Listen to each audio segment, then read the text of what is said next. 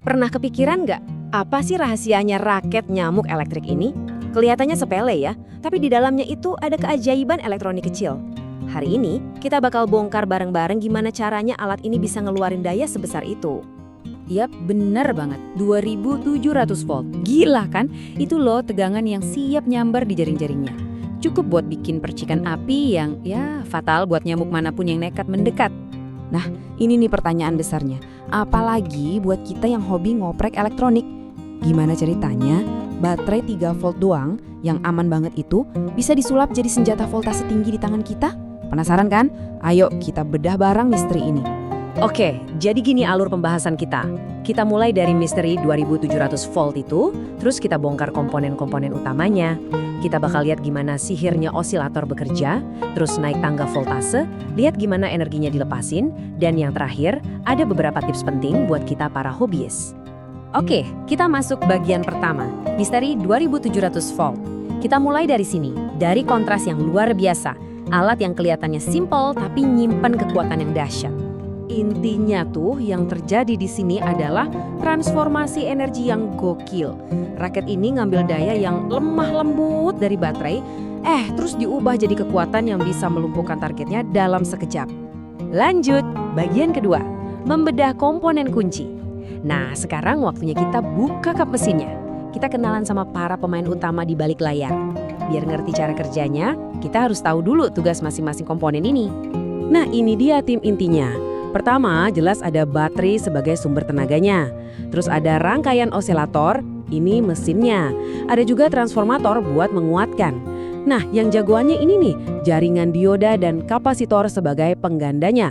Terakhir, senjatanya ya jaring logam 3 lapis itu. Oke, bagian 3, keajaiban osilator. Yuk kita fokus ke komponen pertama setelah baterai, anggap aja osilator ini pemicunya. Langkah pertama yang, ini krusial banget deh dalam proses naikin tegangan.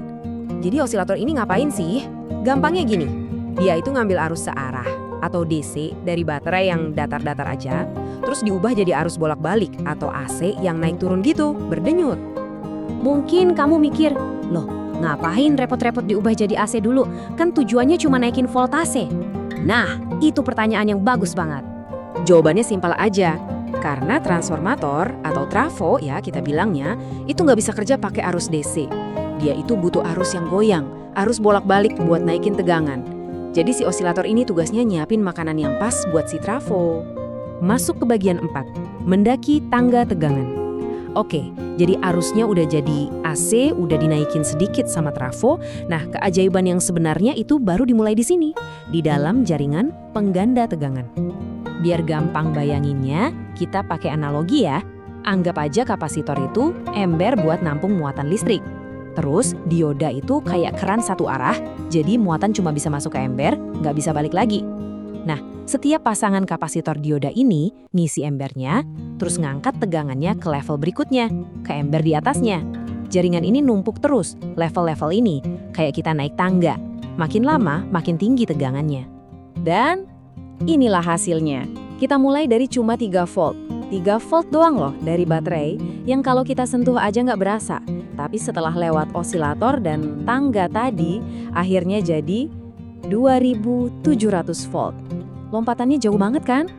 Lanjut, bagian 5, energi tersimpan dan pelepasan. Oke, kita udah punya tegangan tinggi nih. Tapi itu belum selesai.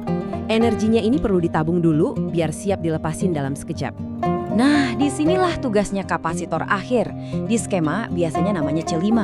Bayangin, dia ini kayak pegas yang udah ditarik kencang atau bendungan raksasa yang nahan semua muatan 2700 volt itu. Dia nunggu aja, sabar, nunggu saat yang tepat buat dilepaskan. Terus gimana zapnya bisa terjadi? Gini, jaring yang di dalam sama yang di luar itu kan beda potensial listriknya. Pas ada nyamuk nempel dan nyentuh keduanya, badannya itu jadi jembatan.